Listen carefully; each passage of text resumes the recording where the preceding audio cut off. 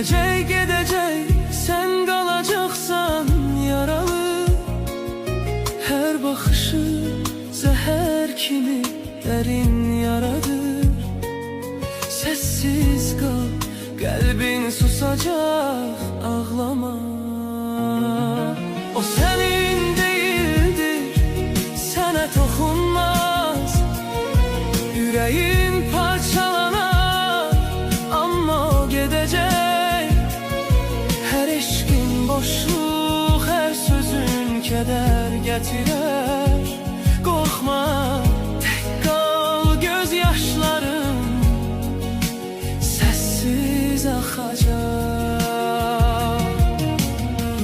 Geceler uzun, yuxular kırık sensiz.